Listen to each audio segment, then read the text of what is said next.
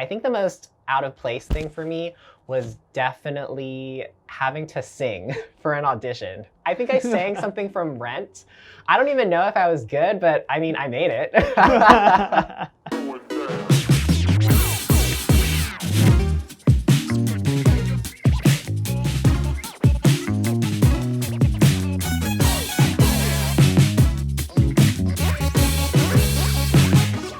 On this episode, we connect with Noel Joseph Gabrintina. Joseph was an elite performer of the activity with a marketing mindset. He's excited to share his experience and recruitment tips used to help build an 80-person visual ensemble at Ronald Reagan High School in Texas. Do you get to play Connect 4? I don't know when the last time I played Connect 4 was. Probably when I was a kid. Good, that's good for me then. Okay. All right, well, let's do this. The first question's on your first puck right there. All right, first one. Where were you born? I was born in San Diego, California. What was your favorite part about living in San Diego? I didn't really realize until I moved away how beautiful the city was, and also how perfect the weather is year round. And also, I love carne asada fries. Amazing. It's like gotta be the best place to get those. Oh yeah, oh my God. All right. Where did you go to high school? I went to Westview High School. So what were you known for in high school? I was known for being one of two boys in the color guard. I wasn't really involved with a lot of different activities around campus, so I invested a lot of my time with color guard. Who got you into the pageantry world? So originally, I was in the marching band my freshman year and I played trumpet. I remember I had a few friends in the color guard at the time, and before rehearsal, you know, band kids just hang out in front of the band hall. So I saw a few of my friends spinning their flags, and I went up to them and I really wanted to try. I was like, hey, please teach me something. Like, I want to try, this looks so cool. So they taught me a few things and they said that I caught on pretty quickly. So then they told me, hey, you should do winter guard. And I was like, I have no idea what that is, but I'm so down. After that first season, I just decided to leave band and then do color guard full time. You were hooked. Yep. Did you think you were going to continue guard after high school? Oh, absolutely. I remember watching DVDs that our instructors would show us. I always wanted to be in those world-class guards and those Div 1 drum corps because it was called Div 1 back then. Yeah. I also knew that after high school, I really wanted to teach and have my own color guard. I remember I had my blue iPod mini with my little click track circle thing, and I had a playlist that was titled Winter Guard Show Ideas. And I would be listening in high school to like all these different pieces of music and just add them into my Winter Guard show list that hopefully one day I get to do. And actually, I did a few shows with a few of my groups that were from that original playlist. That's awesome. Did you scrap any of those?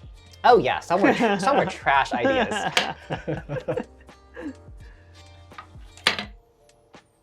How many years of drum corps did you march? I marched 5 years at the Vanguard, 2009 till 2013. Yeah, I loved it. I was crazy for doing 5 years, but I absolutely do not regret it. Yeah, that's awesome. And that's where I had the privilege of meeting you. Yes, we marched together 3 years, and you're my drum major, my age out. Hell yeah. So who was the first person that you told you made SCV? I think I told my mom. My mom has always been a really big supporter of mine, especially performing in color guard. And then I think the next person I told was my high school instructor, Louis Flores. Yeah, I was just super excited. Yes. How many years of winter guard did you march? I marched 8 years of winter guard. So I did, that's a lot of years, I know. That's awesome. So I've really been all up and down the California coast. With such a diverse winter guard background, what are some unique things you felt you've learned from each place that you actually spent some time in? From my high school, I really took away my passion and my love of color guard and performing. That's where it really started for me. At Lialta, I'd say that I was able to really hone in on all this like raw energy, raw passion, and be more thoughtful and deliberate about how I perform. At Fantasia, from there, I really took a lot about approaching design. And one phrase that really sticks with me from Fantasia is effect comes from contrast. And I think about that all the time whenever I'm designing my shows. And definitely, they still influence me today, even though my time there was pretty short. At Corona, I would say I took on a whole new vocabulary and just a different way of manipulating equipment with different parts of the body. I think that was so interesting and so unlike anything I've done previous to that. And also, Michael, he really treated us like adults, which was different from other places. He just expected us to take care of our own things, and I really respected that. That's awesome. Yeah. So at Vanguard Winter, I'd say what I learned was how to be a good leader. At that point, I marched the drum corps for so many years that I was seen as one of the veteran members. So I was pretty confident in what the staff would ask me to do. Amazing, that's beautiful. How did you continue to perform after aging out? After I aged out, I did Blast in 2014 in Japan. That's bad. So what was it like auditioning for a group like Blast? It was very different. The winterguard staff, Vanguard winterguard staff, they asked me to send in a video. And to be honest, it never even crossed my mind to audition for Blast, but I did all the different requirements, made a super long video, sent in my headshot, all that stuff. I think the most out of place thing for me was definitely having to sing for an audition. I think I sang something from Rent. I don't even know if I was good, but I mean, I made it. That's awesome. Yeah. How was that show learning process? So we all flew out to Bloomington, Indiana, and we rehearsed at Star Hall. I'd say that it was definitely a lot of long days and a lot of hard work. A few of the retired cast members taught us a few things from the show, as well as a few of the current cast members who have done previous tours. That's awesome. Yeah, so it was a very collaborative process. Wow. I'm just gonna... It was pretty even board, actually. Yeah. Was that the last one you put over there? Oh, oops, I should have won already. I was like, oh, okay, good. No, good. I don't keep playing. I don't want this to end. Oh my gosh, I blew it. So even though your skill sets were pretty much the same between DCI, WGI, and Blast, your new role, what would you say were the biggest key differences? The things we spun were definitely not your standard pieces of equipment. My favorite thing to spin at Blast were double sticks. They were so cool, just manipulating two pieces of equipment at the same time. Okay.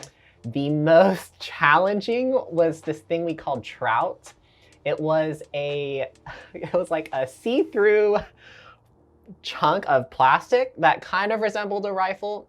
And we would put a glow stick in and we would spin it and toss it in the dark. And it weighed 10 pounds. Oh my God. Yeah, so that was definitely challenging. I remember the first time tossing it, we had to toss a 6. I think I got maybe a lofty double out. It was so heavy.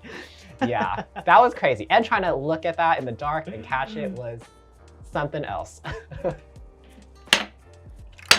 What was a project you worked on? So after Blast, I became the director at Ronald Reagan High School. I remember I was in my hotel room on tour in Sapporo. I got the phone call. They asked me if I wanted to take the position, and I said yes. So then after tour, I got back to the States and moved immediately to San Antonio from California. That's crazy. So what would you recommend to new instructors entering a role at a highly established program like Reagan? When I think of Reagan, I think of those early 2000 shows at Grand Nats. Those are pretty influential in the marching band activity. I'd say advice to someone coming into a position like that is to really be methodical and think about what you want to teach, what things you want to focus on, because time is really tight, especially in Texas with the 8-hour rule. You just want to make sure that you're really investing in things that you're going to get the most return out of. Yes. What is your favorite part about your project? So my favorite part about teaching Reagan, how I was as an instructor, just starting off 6 years ago to where I am now, is a completely different mindset.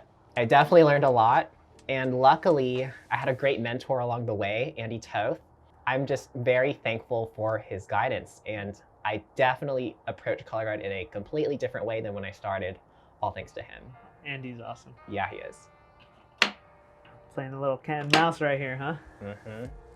So how is Reagan different from other places you've taught at? I'd say that we utilize the dance team, a few of the dancers in our marching band shows. We had 88 visual ensemble. We had about 50 in the guard and 30-something dancers. Wow. Yeah, so it's definitely a mass of young women with a swing flag or they're dancing. It's absolutely crazy.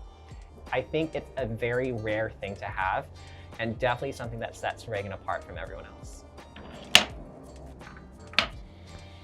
What is a project you are currently working on? So this past spring, I graduated with my undergrad in marketing from Texas State University. And then ever since June, I've been working remotely with an advertising agency out in New York City. And I've also stepped down as Reagan Guard director since then. I'll miss it very much, but definitely have some great memories. Yeah. So you mentioned that you had just graduated with your degree in marketing. How have you managed to bridge both those two worlds together? So I applied my marketing mindset to recruiting for the Reagan Guard. I thought of the Reagan Guard as like a product that I'm trying to sell to a certain demographic, middle school girls who are joining high school, you know? So you really have to think about how your product is currently being perceived by your target audience. Like what do people think about Reagan Guard currently? Is that positive? Is that negative? What can I do to shape that perception in a positive view? Also, you have to understand your audience or your consumer. So you have to understand like what kind of media they're consuming, what type of influencers they're following, what type of music they're listening to, what they see as beautiful or attractive or desirable, because that's what, in their head, it's what they aspire to be. So you really have to mold your color guard into something that middle school girls will want to join. And I think that has definitely played a very positive role in our recruitment. Oh, because every year after year, we have like 50 kids, 60 kids. Okay. That's crazy, yeah. And that also, like as things start changing, that image also has to continue to be molded for the newer generation so that it's as attractive each time. Absolutely. You definitely have to adapt. I'm always asking the kids like, hey, what are you guys listening to? Or what do you like? Just like hear, just to like, you know, gauge where they're at in their minds, you know? That's brilliant. That's brilliant. I love that. Okay. All right, now this is it. I did it. Took a little bit and I made a few mistakes, but here we are. All right, you won. Awesome. Is there anything you'd like to plug? I don't have anything specific. You can follow the Reagan Guard on Instagram. It's just Reagan Guard. A lot of cute, pretty pictures, which is important because, you know, your students, they're following Instagram. You want to portray them in a positive light and get all the good pictures. Yeah. Who's taking over Reagan now that you're gone? My very good friend, Tykeem Rainey, he's been my right-hand man for the past few years at Reagan. He's definitely prepared, and I'm very excited to see where he takes the group. Yeah, he's awesome as well. Yeah. Awesome. Well, thanks so much for doing this. You want to do the honors and pull this? Sure. My God. Thank you so much for watching. Don't forget to like and subscribe. Check out the pastime link for more marching arts content.